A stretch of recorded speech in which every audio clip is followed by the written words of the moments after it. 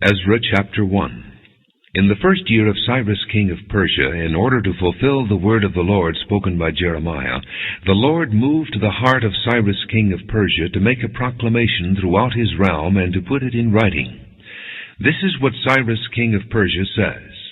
The Lord, the God of heaven, has given me all the kingdoms of the earth, and he has appointed me to build a temple for him at Jerusalem in Judah.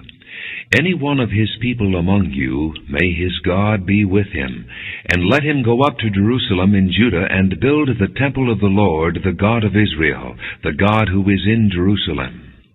And the people of any place where survivors may now be living are to provide him with silver and gold, with goods and livestock, and with free will offerings for the temple of God in Jerusalem.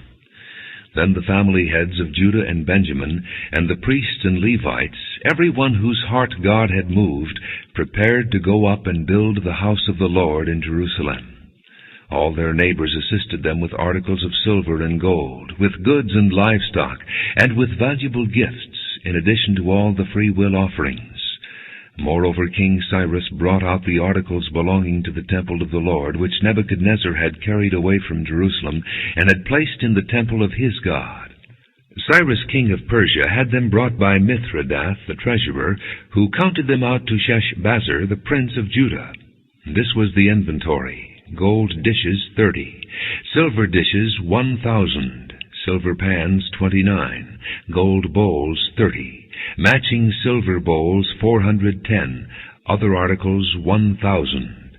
In all there were 5,400 articles of gold and of silver.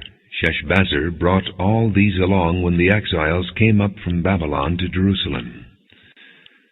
Ezra chapter 2.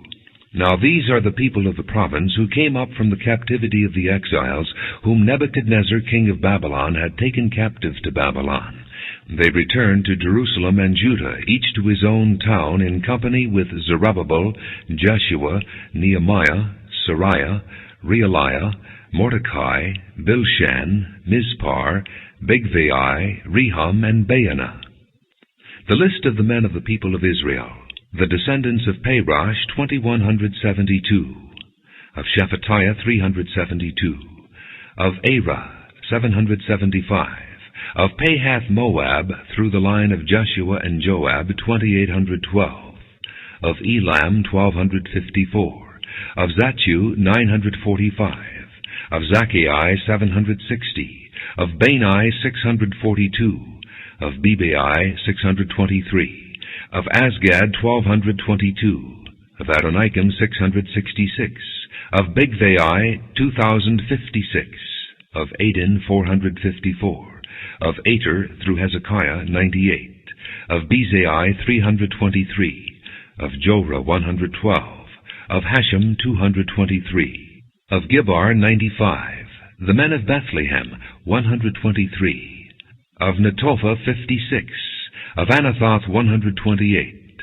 of Azmaveth, 42, of Kiriath-Jearim, Kephirah, and Beeroth, 743, of Ramah and Jeba, 621, of Michmash, 122, of Bethel and Ai, 223, of Nebo, 52, of Magbish, 156, of the other Elam, 1,254, of Harim, 320, of Lod, Hadid, and Ono, 725, of Jericho, 345, of Sanea, 3,630. The priests, the descendants of Jediah, through the family of Jeshua, 973, of Immer, 1,052, of Pashur, 1,247, of Harim, 1,017. The Levites, the descendants of Jeshua and Kadmiel, through the line of Hodaviah, 74. The singers, the descendants of Asaph, 128. The gatekeepers of the temple, the descendants of Shallum, Ater, Talmon, Akkub, Hatita, and Shobai, 139.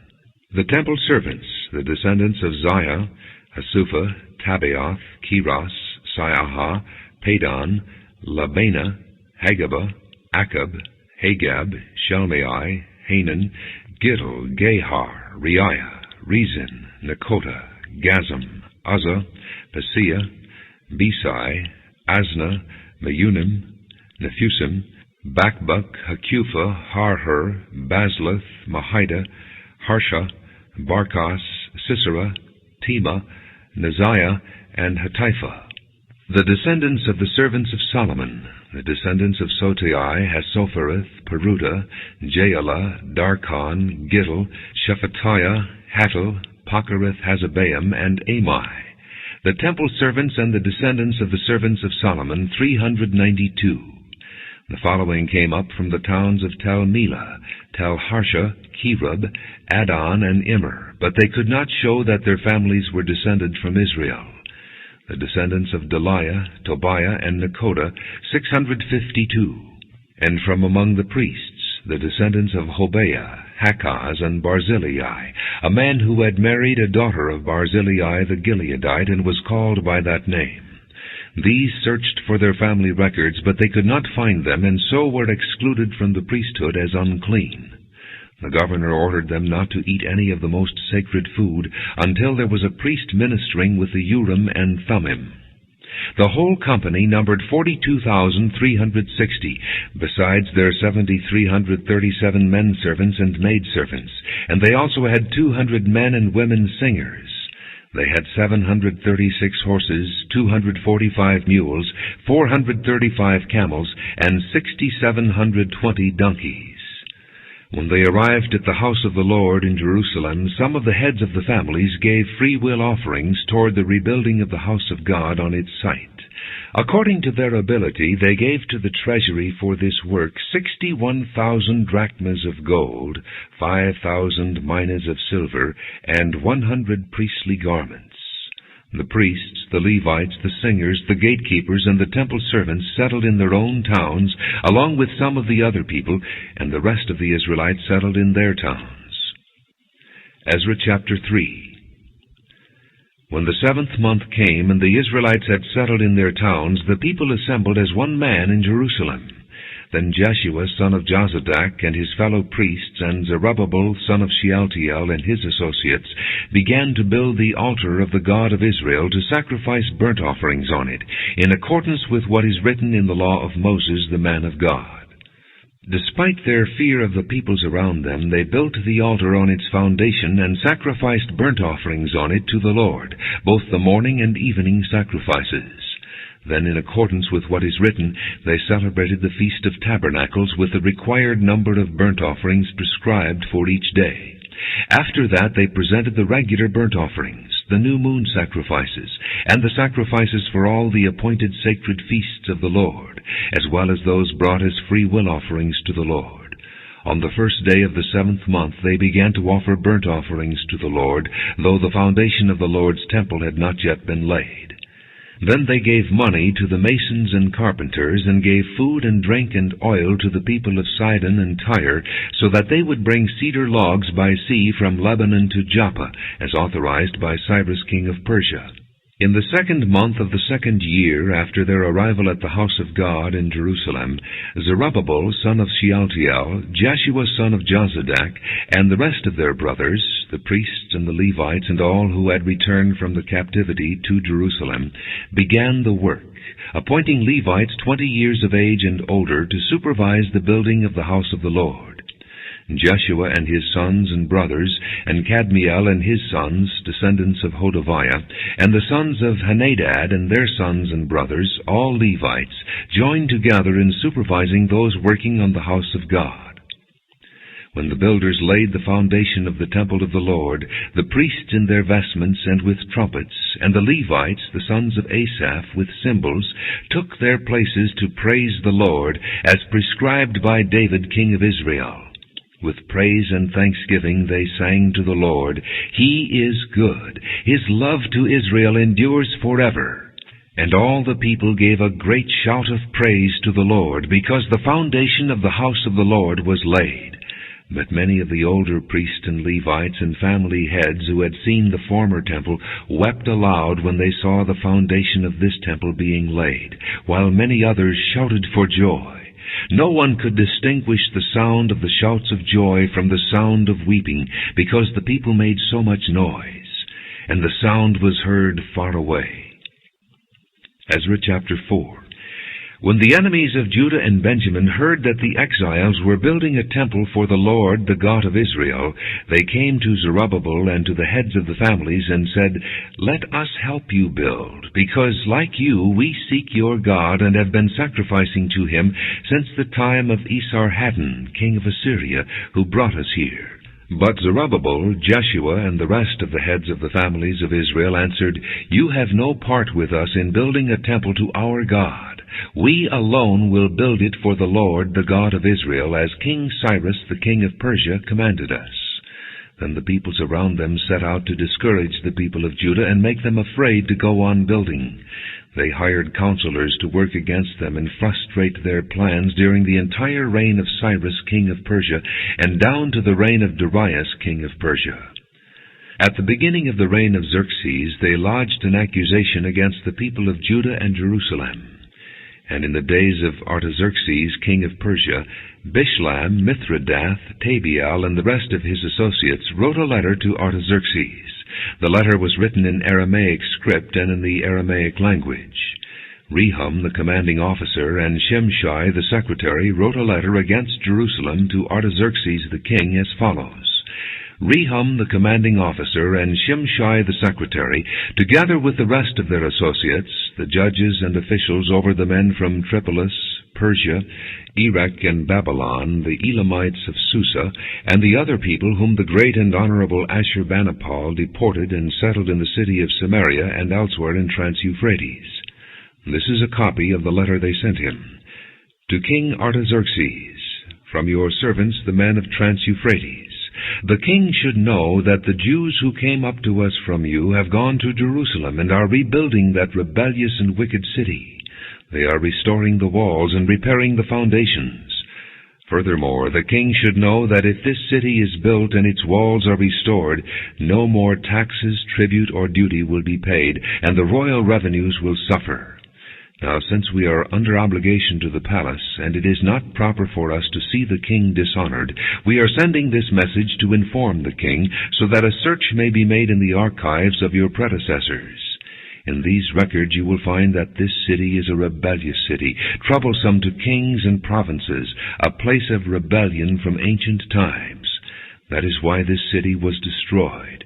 We inform the king that if this city is built and its walls are restored, you will be left with nothing in Trans-Euphrates. The king sent this reply to Rehum, the commanding officer, Shimshai, the secretary, and the rest of their associates living in Samaria and elsewhere in Trans-Euphrates. Greetings. The letter you sent us has been read and translated in my presence. I issued an order, and a search was made, and it was found that this city has a long history of revolt against kings, and has been a place of rebellion and sedition. Jerusalem has had powerful kings ruling over the whole of Trans-Euphrates, and taxes, tribute, and duty were paid to them. Now issue an order to these men to stop work, so that this city will not be rebuilt until I so order. Be careful not to neglect this matter. Why let this threat grow to the detriment of the royal interests? As soon as the copy of the letter of King Artaxerxes was read to Rehum and Shimshai the secretary and their associates, they went immediately to the Jews in Jerusalem and compelled them by force to stop. Thus the work on the house of God in Jerusalem came to a standstill until the 2nd year of the reign of Darius, king of Persia. Ezra chapter 5. Now Haggai the prophet and Zechariah the prophet, a descendant of Iddo, prophesied to the Jews in Judah and Jerusalem in the name of the God of Israel who was over them. Then Zerubbabel son of Shealtiel and Jeshua son of Jozadak set to work to rebuild the house of God in Jerusalem.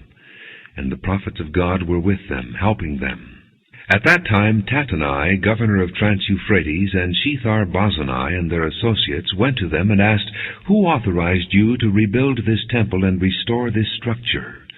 They also asked, "What are the names of the men constructing this building?" But the eye of their God was watching over the elders of the Jews, and they were not stopped until a report could go to Darius and his written reply be received. This is a copy of the letter that Tattenai, governor of Trans-Euphrates, and Shethar-Bozenai and their associates, the officials of Trans-Euphrates, sent to King Darius. The report they sent him read as follows. To King Darius, cordial greetings. The king should know that we went to the district of Judah to the temple of the great God. The people are building it with large stones and placing the timbers in the walls. The work is being carried on with diligence and is making rapid progress under their direction.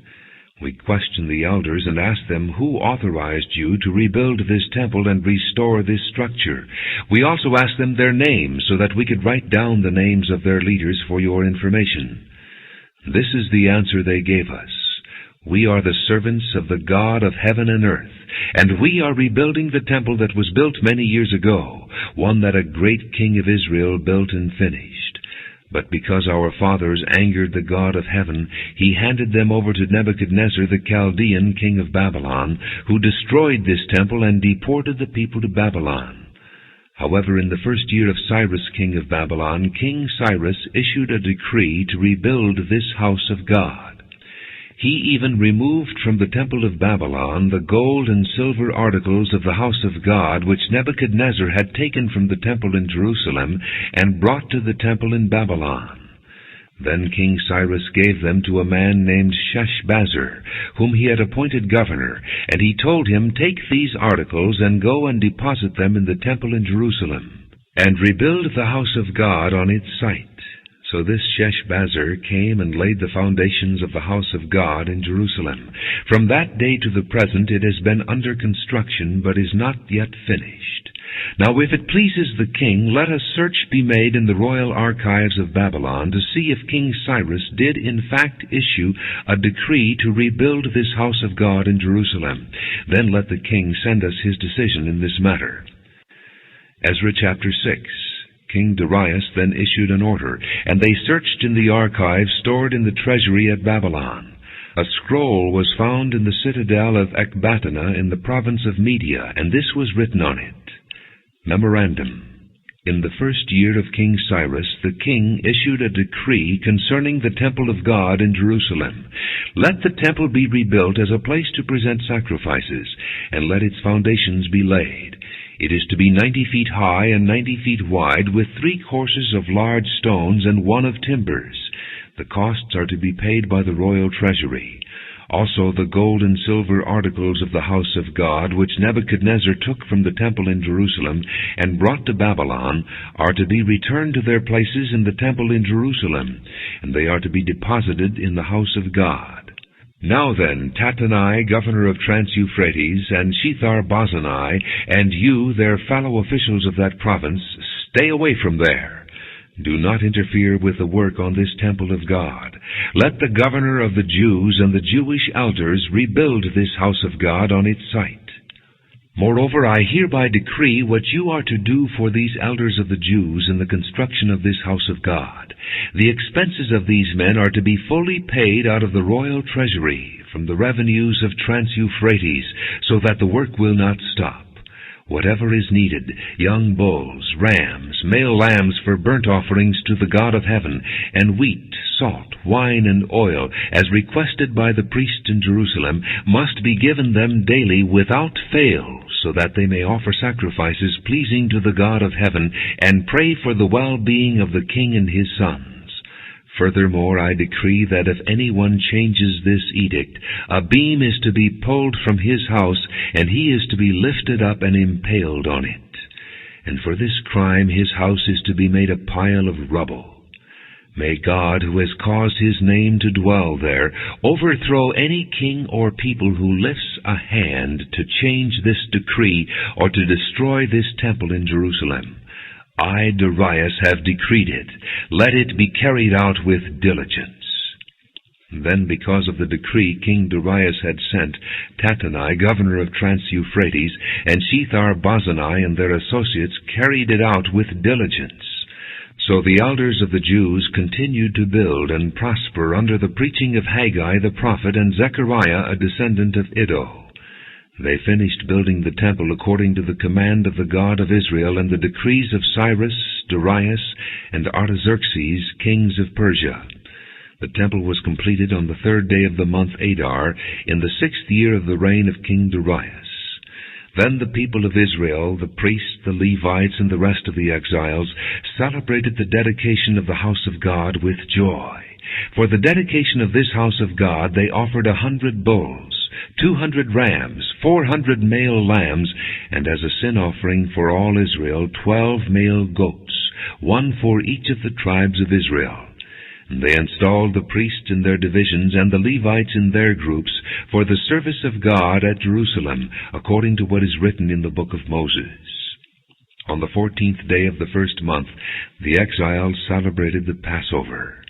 The priests and Levites had purified themselves and were all ceremonially clean. The Levites slaughtered the Passover lamb for all the exiles, for their brothers the priests, and for themselves.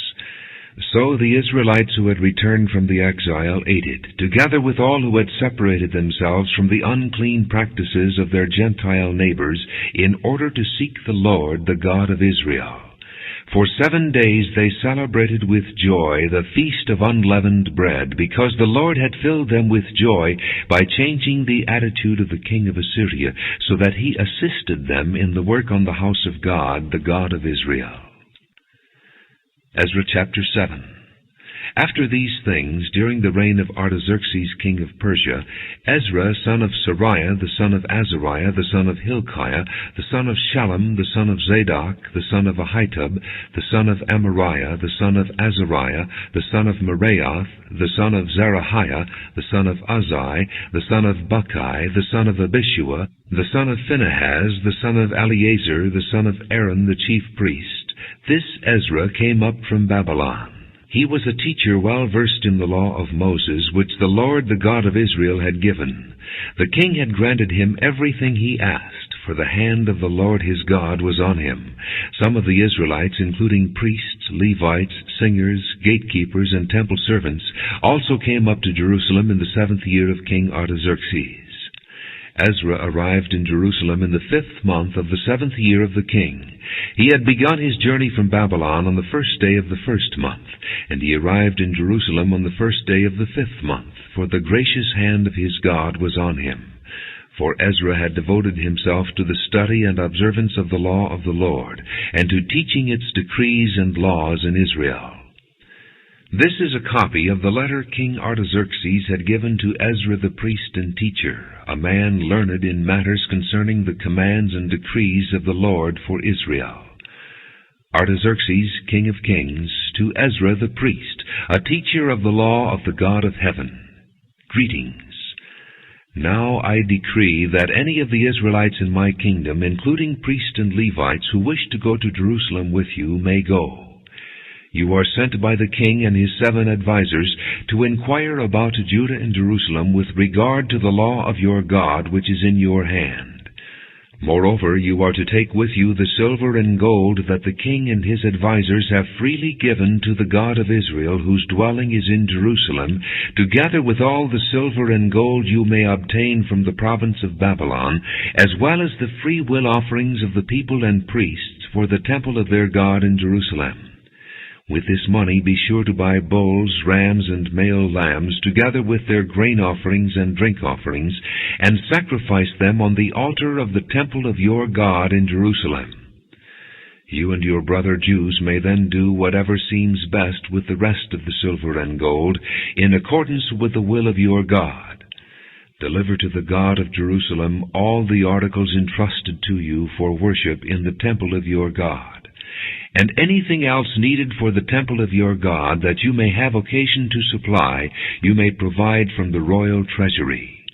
Now I, King Artaxerxes, order all the treasurers of Trans-Euphrates to provide with diligence whatever Ezra the priest, a teacher of the law of the God of heaven, may ask of you, up to 100 talents of silver, 100 cores of wheat, 100 baths of wine, 100 baths of olive oil, and salt without limit. Whatever the God of heaven has prescribed, let it be done with diligence for the temple of the God of heaven. Why should there be wrath against the realm of the king and of his sons? You are also to know that you have no authority to impose taxes, tribute, or duty on any of the priests, Levites, singers, gatekeepers, temple servants, or other workers at this house of God.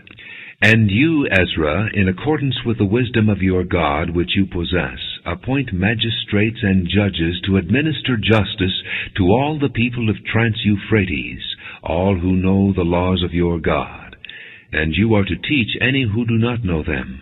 Whoever does not obey the law of your God and the law of the king must surely be punished by death, banishment, confiscation of property, or imprisonment. Praise be to the Lord, the God of our fathers, who has put it into the king's heart to bring honor to the house of the Lord in Jerusalem in this way, and who has extended his good favor to me before the king and his advisers and all the king's powerful officials. Because the hand of the Lord my God was on me, I took courage and gathered leading men from Israel to go up with me. Ezra chapter 8. These are the family heads and those registered with them who came up with me from Babylon during the reign of King Artaxerxes. Of the descendants of Phinehas, Gershom. Of the descendants of Ithamar, Daniel. Of the descendants of David, Hattush. Of the descendants of Shechaniah. Of the descendants of Parosh, Zechariah, and with him were registered 150 men. Of the descendants of Pahath-Moab, Eliehoenai, son of Zerahiah, and with him 200 men. Of the descendants of Zattu, Shechaniah, son of Jehaziel, and with him 300 men. Of the descendants of Adin, Ebed, son of Jonathan, and with him 50 men. Of the descendants of Elam, Jeshiah, son of Athaliah, and with him 70 men. Of the descendants of Shephatiah, Zebadiah, son of Michael, and with him 80 men. Of the descendants of Joab, Obadiah, son of Jehiel, and with him 218 men. Of the descendants of Bani, Shelomith, son of Josaphiah, and with him 160 men. Of the descendants of Bebai, Zechariah, son of Bebai, and with him 28 men. Of the descendants of Azgad, Johanan, son of Hakatan, and with him 110 men. Of the descendants of Adonikam, the last ones, whose names were Eliphalet, Jeuel, and Shemaiah, and with them 60 men. Of the descendants of Bigvai, Uthai, and Zachar, and with them 70 men. I assembled them at the canal that flows toward Ahava, and we camped there 3 days. When I checked among the people and the priests, I found no Levites there. So I summoned Eliezer, Ariel, Shemaiah, Elnathan, Jarib, Elnathan, Nathan, Zechariah, and Meshullam, who were leaders, and Joiarib and Elnathan, who were men of learning. And I sent them to Iddo, the leader in Casiphia. I told them what to say to Iddo and his kinsmen, the temple servants in Casiphia, so that they might bring attendance to us for the house of our God. Because the gracious hand of our God was on us, they brought us Sherebiah, a capable man, from the descendants of Malai, son of Levi, the son of Israel, and Sherebiah's sons and brothers, 18 men, and Hashabiah, together with Jeshiah from the descendants of Merari, and his brothers and nephews, 20 men. They also brought 220 of the temple servants, a body that David and the officials had established to assist the Levites. All were registered by name. There by the Ahava canal I proclaimed a fast, so that we might humble ourselves before our God, and ask him for a safe journey for us and our children with all our possessions. I was ashamed to ask the king for soldiers and horsemen to protect us from enemies on the road, because we had told the king, the gracious hand of our God is on every one who looks to him, but his great anger is against all who forsake him. So we fasted and petitioned our God about this, and he answered our prayer. Then I set apart 12 of the leading priests, together with Sherebiah, Hashabiah, and 10 of their brothers, and I weighed out to them the offering of silver and gold and the articles that the king, his advisers, his officials, and all Israel present there had donated for the house of our God. I weighed out to them 650 talents of silver, silver articles weighing 100 talents, 100 talents of gold, 20 bowls of gold valued at 1,000 derricks, and 2 fine articles of polished bronze as precious as gold. I said to them, you as well as these articles are consecrated to the Lord. The silver and gold are a free will offering to the Lord, the God of your fathers. Guard them carefully until you weigh them out in the chambers of the house of the Lord in Jerusalem, before the leading priests and the Levites and the family heads of Israel. Then the priests and Levites received the silver and gold and sacred articles that had been weighed out to be taken to the house of our God in Jerusalem. On the 12th day of the first month, we set out from the Ahava Canal to go to Jerusalem. The hand of our God was on us, and He protected us from enemies and bandits along the way. So we arrived in Jerusalem, where we rested 3 days. On the 4th day, in the house of our God, we weighed out the silver and gold and the sacred articles into the hands of Meremoth, son of Uriah the priest. Eleazar, son of Phinehas, was with him, and so were the Levites, Jozabad, son of Jeshua, and Noadiah, son of Binnui. Everything was accounted for by number and weight, and the entire weight was recorded at that time. Then the exiles who had returned from captivity sacrificed burnt offerings to the God of Israel, 12 bulls for all Israel, 96 rams, 77 male lambs, and as a sin offering 12 male goats. All this was a burnt offering to the Lord. They also delivered the king's orders to the royal satraps and to the governors of Trans-Euphrates, who then gave assistance to the people and to the house of God. Ezra chapter 9. After these things had been done, the leaders came to me and said, "The people of Israel, including the priests and the Levites, have not kept themselves separate from the neighboring peoples with their detestable practices, like those of the Canaanites, Hittites, Perizzites, Jebusites, Ammonites, Moabites, Egyptians, and Amorites. They have taken some of their daughters as wives for themselves and their sons, and have mingled the holy race with the peoples around them. And the leaders and officials have led the way in this unfaithfulness." When I heard this, I tore my tunic and cloak, pulled hair from my head and beard, and sat down appalled.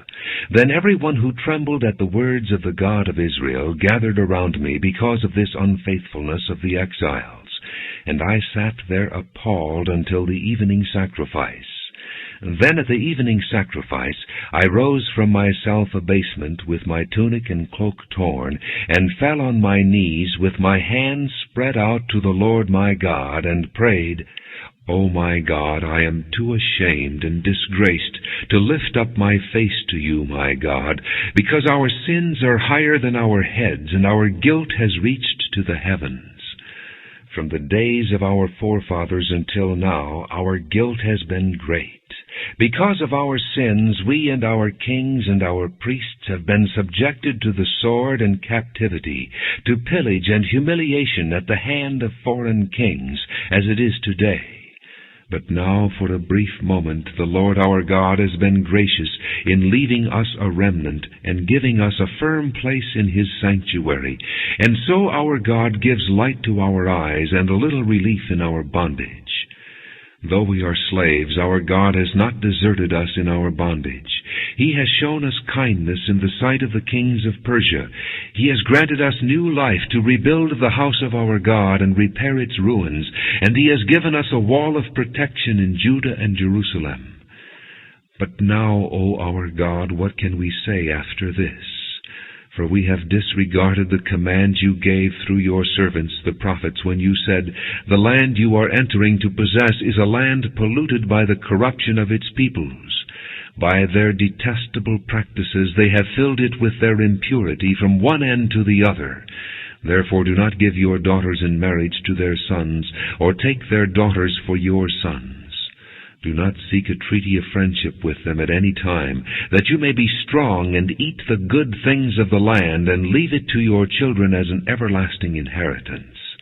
What has happened to us is a result of our evil deeds and our great guilt, and yet, our God, you have punished us less than our sins have deserved, and have given us a remnant like this.